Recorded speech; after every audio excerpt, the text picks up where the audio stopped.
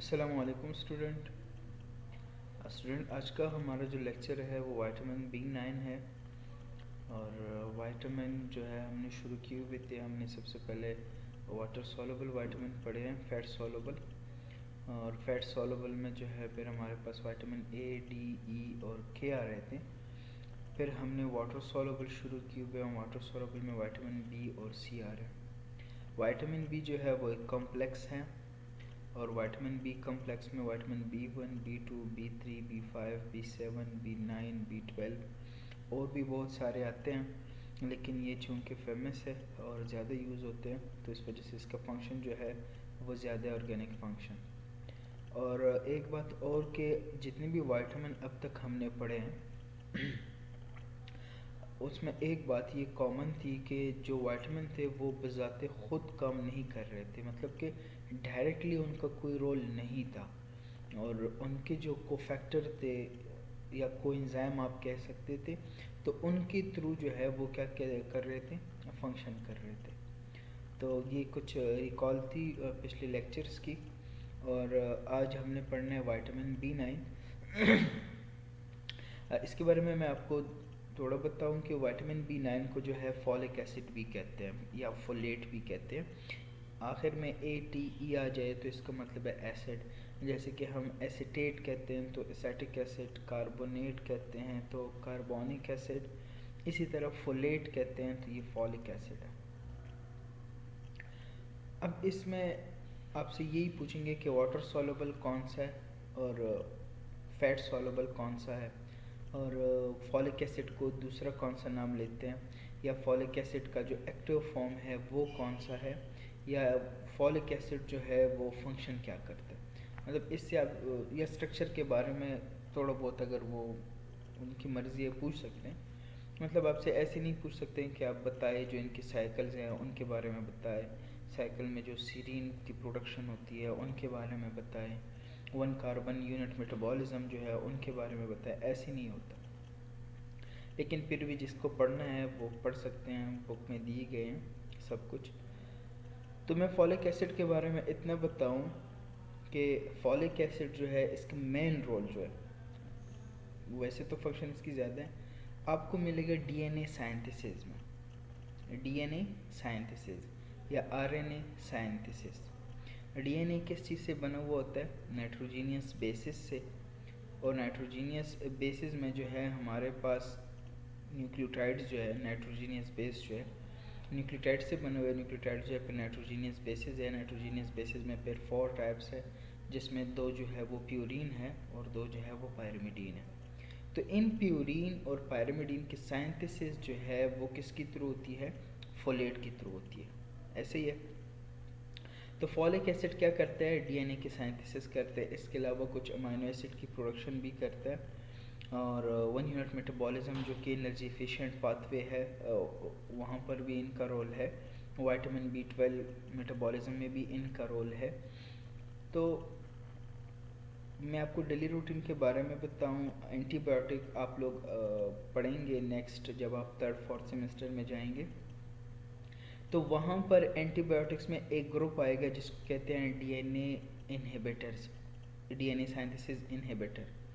तो वहाँ पर फिर आपको ये समझ आएगी कि हाँ हम कैसे DNA की साइंथिसिस को इनहिबिट कर रहे हैं। तो वहाँ पर हम फॉलिक एसिड की जो प्रोडक्शन है, फॉलिक एसिड की प्रोडक्शन जो है, जब फॉलिक एसिड को हम टेट्राहाइड्रोफोलेट में कन्वर्ट करते हैं तो टेट्राहाइड्रोफोलेट रिडक्टेज एंजाइम उसको हम ब्लॉक करते हैं तो टेट्राहाइड्रोफोलेट नहीं बनता।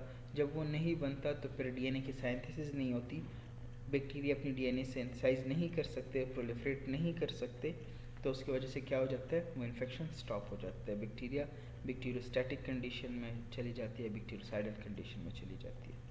तो ये एक रूटीन डेली बातें हैं जिनसे आपका जो इंटरेस्ट है वो ज़्यादा होगा। तो चलो शुरू करते हैं। विटामिन B9 जिसको फॉलिक एसिड कहते हैं, क्या है फॉलिक एसिड? फॉलिक एसिड को टिराइल ग्लूटामिक एसिड भी कहते हैं, PGA। अब आ जाएं केमिस्ट्री पर। इसकी केमिस्ट्री में इनकी 3 चीज़ें हैं। एक जो है आपको ये रिंग मिलेगा, इसको कहते हैं टिरिडीन रिंग। क्या? टेरिडीन रिंग। ये टेरिडीन रिंग जो है ये पायरामिडीन रिंग और पायरोजीन रिंग जो है इनसे बना हुआ है।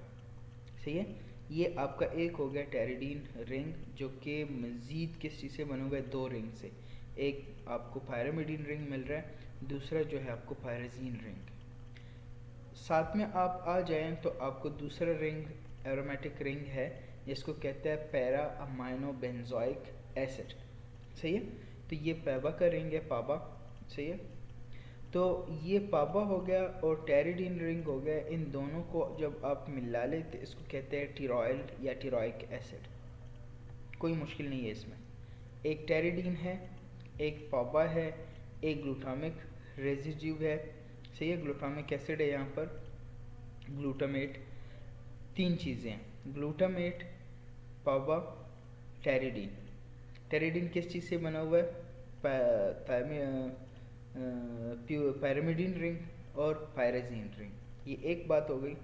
फिर अगर आप इस टेरिडीन को पावर के साथ मिला लेंगे तो ये क्या बन जाएगा? टिरोइक एसिड, जिसको टिरोइल भी कहते हैं। सही है। और इसी के साथ अगर यहाँ पर क्या हो गया? ग्लूटामिक एसिड रेसिड्यू जो है वो अटैच हो गया, तो ये अब टिरोइल ग्लूटामिक एसिड बन गया। सही है। ये फॉलिक एसिड की केमिस्ट्री है। किन चीज़ से बना हुआ है? टेरिडीन न्यूक्लियस है जो कि पैरामिडीन और पायरोजीन रिंग से बना हुआ है। पैरा अमाइनो बेंजोइक एसिड है, ग्लूटामिक एसिड है। सही है। अब फॉलिक एसिड में क्या है? 3 कंपोनेंट है, pteridine ring, para amino benzoic acid और ग्लूटामिक एसिड है। अब ग्लूटामिक एसिड मतलब ये एक अमाइनो एसिड है ना, ग्लूटामीन। सही है। तो ग्लूटामिक एसिड जो है ग्लूटामेट, ये एक अमाइनो एसिड है। ये ऐसी नहीं है कि सिर्फ एक ही ग्लूटामिक एसिड अटैच होगा वहाँ पर। ये डिपेंड करते हैं, एक भी हो सकता है, दो भी हो सकते हैं, 3 भी हो सकते हैं, 7 भी हो सकते हैं, कितने भी हो सकते हैं। तो अक्सर होते हैं 1 to 7। इनके बारे में ये बात याद रखें कि जब आपको फॉलिक एसिड एब्जॉर्ब करना हो, जब आपको फॉलिक एसिड जीआईटी से एब्जॉर्ब करना हो, तब आपको मोनोग्लूटामेट चाहिए होगा। तब आपको उस फॉलिक एसिड के साथ सिर्फ एक ग्लूटामिक एसिड रेजिड्यू चाहिए होंगे, तब वो एब्जॉर्ब होगा। अगर यहाँ पर बहुत सारे मतलब कि 3 या 5 ग्लूटामिक एसिड अटैच होंगे टिरोइक एसिड के साथ, तब ये अटैच नहीं, तब ये एब्जॉर्ब नहीं होगा। इस बात की समझ आ गई कि अगर आपको मतलब डाइट में एक बंदा फॉलिक एसिड ले रहा है तो वो फॉलिक एसिड अगर वहाँ पर 3 ग्लूटामिक एसिड अटैच है या 5 अटैच है या 4 अटैच है, तो उसको पहले मोनो में कन्वर्ट करना होगा, जिसके लिए अपना एक कंजुगेज एंजाइम है, अब वो इसको मोनो में कन्वर्ट कर देता है, फिर उसकी एब्जॉर्प्शन होती है। लेकिन अगर आपको एब्जॉर्प्शन के बाद फंक्शन चाहिए, पोटेंसी चाहिए, तब इसको वापस कन्वर्ट कर देते हैं 3 ग्लूटामेट में या 5 ग्लूटामिक एसिड रेजिड्यू टिरोइक एसिड के साथ अटैच कर देते हैं और क्या बन जाता है? फिर फॉलिक एसिड बन जाता है। एक्टिव फॉर्म फॉलिक एसिड का क्या है? वो है टेट्राहाइड्रोफोलेट। सही है। टेट्राहाइड्रोफोलेट वही फॉलिक एसिड है, बात याद रखिए, वही फॉलिक एसिड है। लेकिन जब आप इसके साथ टेट्राहाइड्रोजन मीन कि 4 हाइड्रोजन अटैच कर देते हैं, तो इससे बन जाता है tetrahydrofolate. Tetra mean 4, hydro mean hydrogen, folate mean folic acid.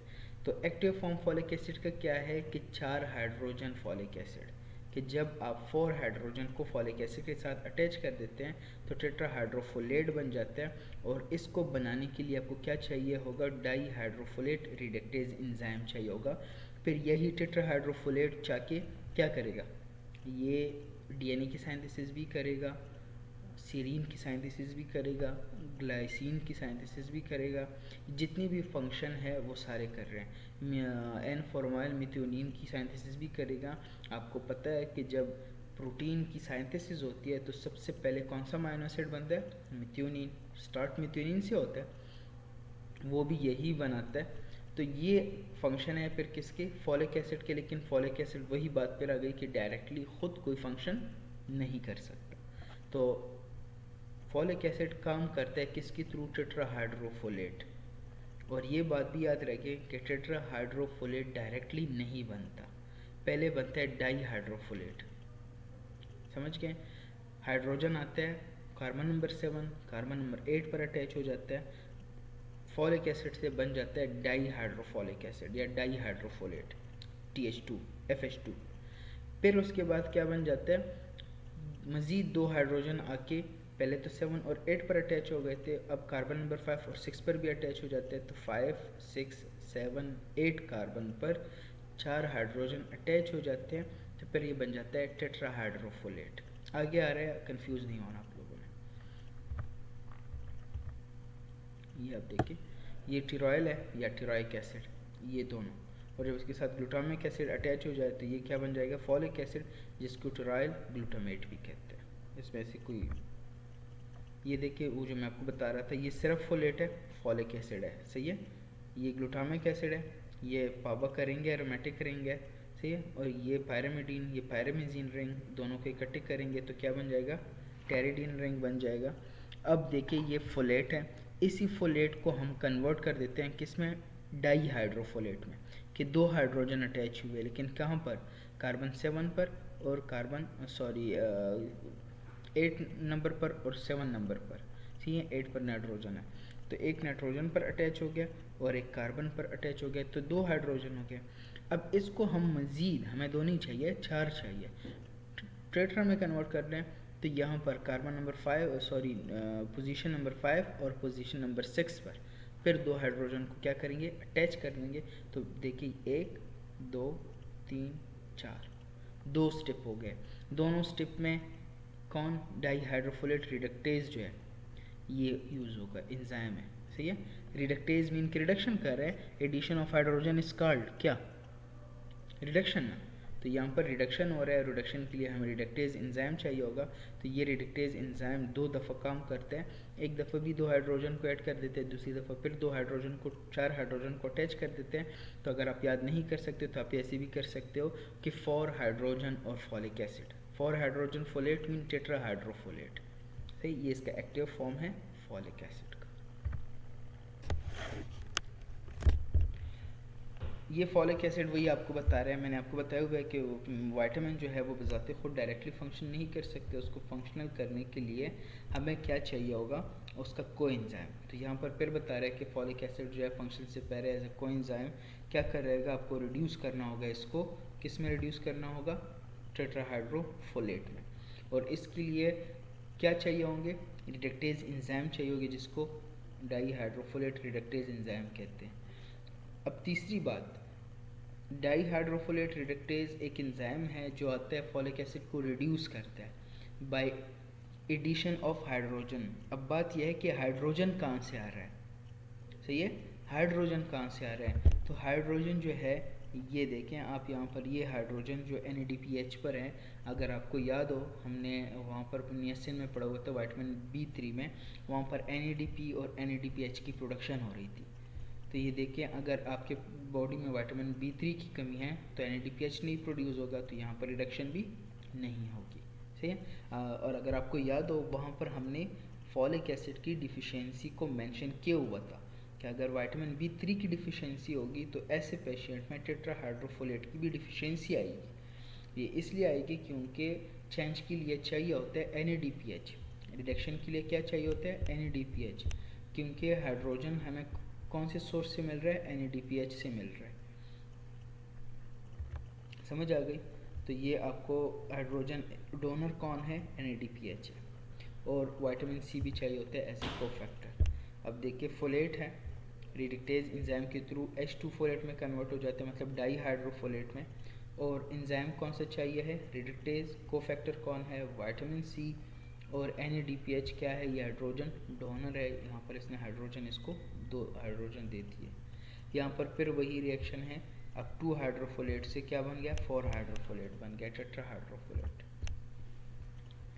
Metabolism वही है, मैं आपको बता चुका हूँ कि जब भी इसके साथ 3 to 7 ग्लूटामेट रेजिड्यू अटैच होंगे तो फिर ये एब्जॉर्ब नहीं होंगे, सही है।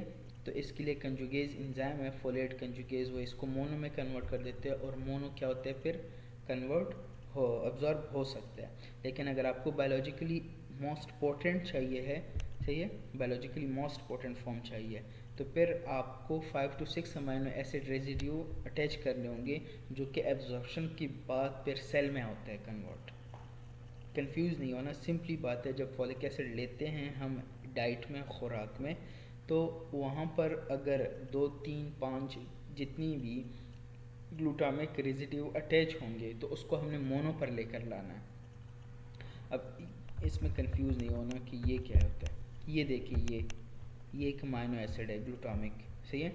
अगर इसकी तरह ये एक है, अगर इसकी तरह 3, 5, 7, 2 यहाँ पर एक दूसरा अटैच करो, 3 अटैच करो, 4 अटैच करो, 5 अटैच करो, अगर ये ऐसे एक टेल बन जाती हैं ग्लूटामिक एसिड की, तब ये एब्जॉर्ब नहीं होगा, सही है।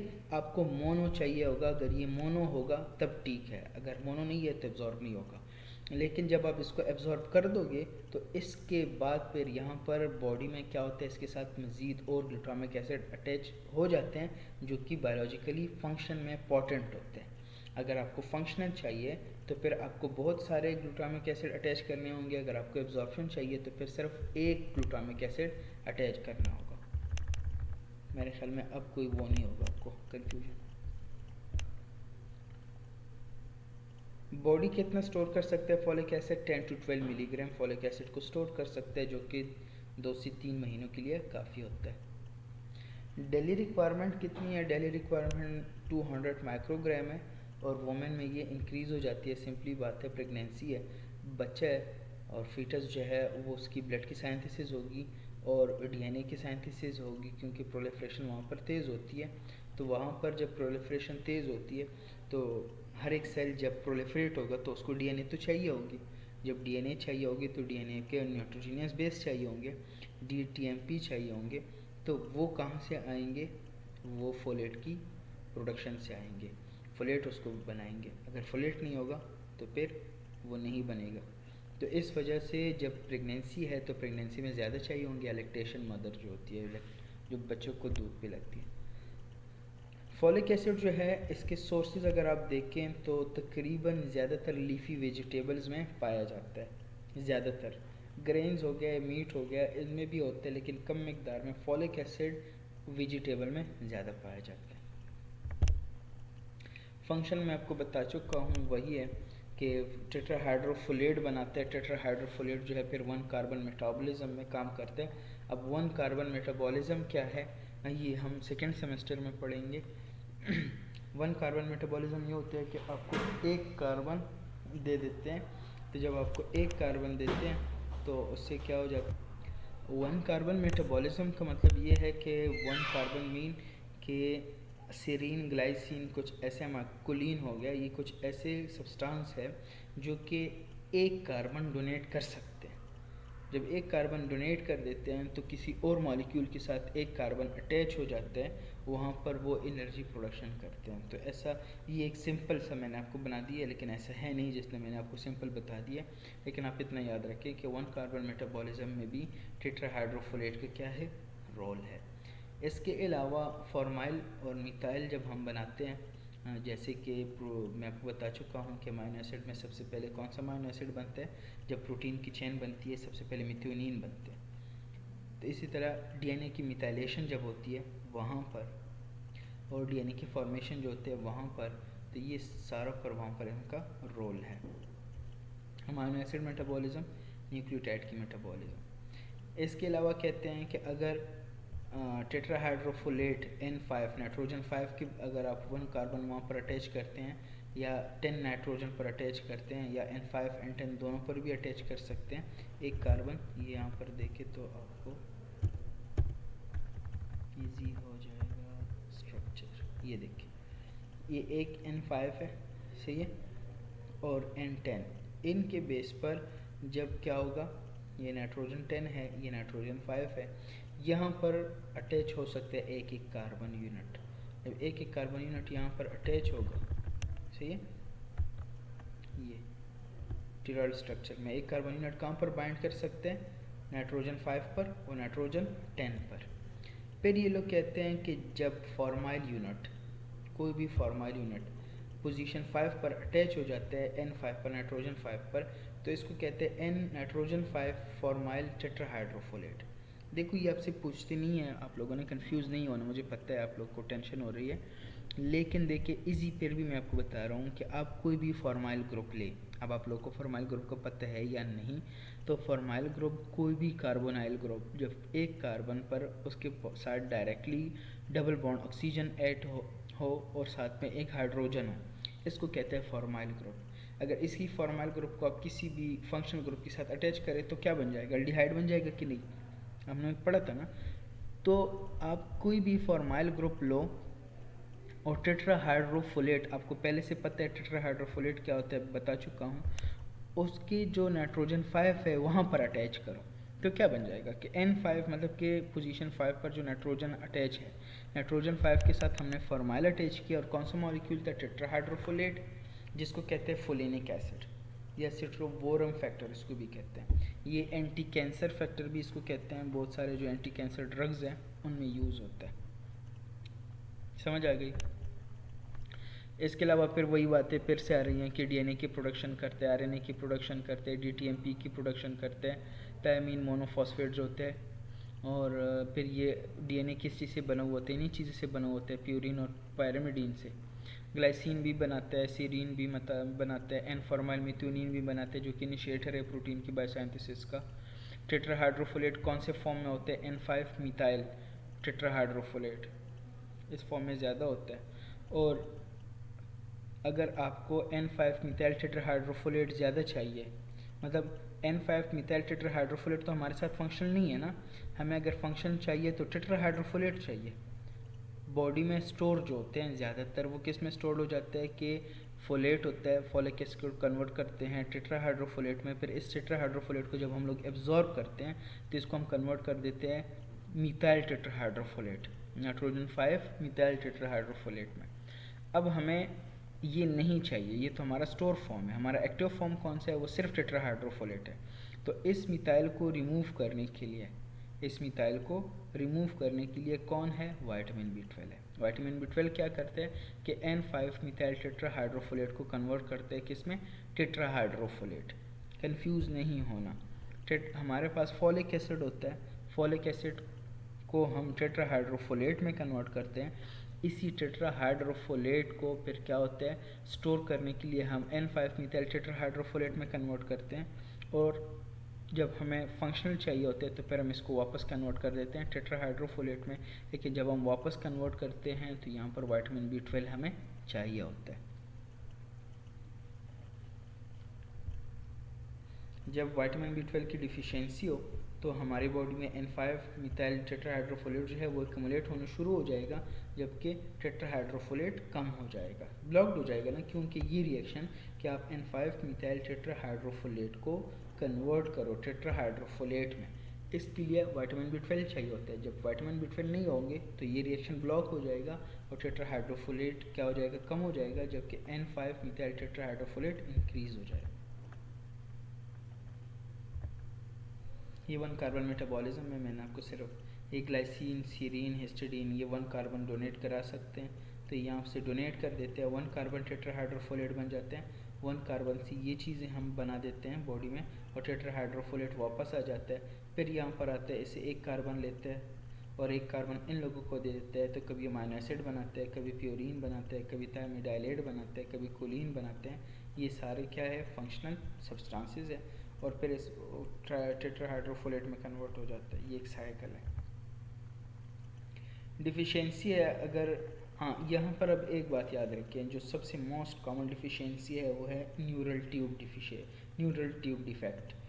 जब भी फॉलिक एसिड जो है, इनका ज़्यादातर रोल किस में होता है, बोन मैरो के जो सेल होते हैं, हेमाटोलॉजिकल सेल्स, वहाँ पर इनकी इफ़ेक्ट ज़्यादा होती है। अगर आप लोगों को एनीमिया आता हो कुछ, तो एनीमिया में 2 टाइप्स होते हैं जिसको हम मैक्रोसाइटोसिस कहते हैं, जिसमें आरबीसी अपने नॉर्मल साइज से इंक्रीज़ हो जाते हैं जब मीन कार्पस्कुलर वॉल्यूम जो है वो 100 फेमटोलीटर से इंक्रीज़ हो जाती है। तो ऐसे कंडीशन को हम मैक्रोसाइटोसिस कहते हैं, जिसमें हमारे पास लिवर सिरोसिस की वजह भी हो सकती है, लेकिन 2 वजह जो है वो कॉमन है, एक फॉलिक एसिड डिफिशियंसी और एक जो है वो वाइटामिन B12 डिफिशियंसी। तो वाइटामिन B12 और फॉलिक एसिड डिफिशियंसी की वजह से फिर क्या होता है, आरबीसी नॉर्मल नहीं होते और वो पेशेंट एनेमिक कंडीशन में चला जाता है, क्योंकि आरबीसी क्या होगा, आरबीसी मैच्योर नहीं होंगे, आरबीसी के अंदर जो आरएनए होगा, डीएनए होगा, वो मैच्योर नहीं होगा। तो न्यूक्लियस, ये 2 बातें, ये एक पॉइंट याद रखें कि जब भी कोई भी डिफेक्ट न्यूक्लियस रिलेटेड होगा तब सेल का साइज़ इंक्रीज आएगा, जब भी कोई डिफेक्ट साइटोप्लाज्म रिलेटेड होगा तब डिफेक्ट आएगा किस में, तब सेल का साइज़ कम होगा। जैसे कि आयरन डिफिशियंसी है, वहाँ पर हेमोग्लोबिन जो है नहीं बन रहा और हेमोग्लोबिन साइटोप्लाज्म में होते हैं, तो साइटोप्लाज्म का जो डिफेक्ट होगा उसमें सेल साइज़ कम होगा, तो आयरन डिफिशियंसी में आरबीसी के साइज़ कम आएंगे। इसको माइक्रोसाइटोसिस कहते हैं, माइक्रोसिटिक एनीमिया कहते हैं। और कोई भी डिफेक्ट न्यूक्लियस रिलेटेड होगा तो इसको कहते हैं मैक्रोसाइटोसिस, उसमें सेल साइज़ इंक्रीज हो जाते हैं। सही है, तो ये फंक्शन है। सबसे ज़्यादा अगर डिफिशियंसी होगी फोलिक एसिड की, कौन से इफेक्ट होंगे, बोन मैरो के सेल, माइक्रोसिटिक एनीमिया कॉज होगा। और अगर प्रेग्नेंट वुमेन में फोलेट की डिफिशियंसी आ जाए तो न्यूरल डिफेक्ट कॉज होगा फीटस में, वहाँ पर जो वर्टेब्रल कॉलम है ये अच्छी तरह से कवर नहीं हो जाता, ये बाहर की तरफ रह जाता है, तो इसलिए प्रेगनेंसी में फॉलिक एसिड रिकमेंड करते हैं। ये देखिए, ये न्यूरोनल बर्थ डिफेक्ट है, न्यूरल ट्यूब जो है ये बाहर रह जाता है ऐसे। ये विटामिन B9 हमने पढ़ लिया है। अगर आप लोगों को कोई भी क्वेश्चन हो, आप लोग पढ़ें इसको, समझे, कोई भी क्वेश्चन हो आप लोग कर सकते हैं कमेंट सेक्शन में, मैं आपको आंसर दूंगा आपके पर्सनल व्हाट्सएप पर। कोई भी प्रॉब्लम हो आप पूछ सकते हैं। बुक जो है सत्यानारायण है और आप इसको पढ़ें, समझें। नेक्स्ट लेक्चर तक अपना ख्याल रखिएगा। अल्लाह हाफिज़।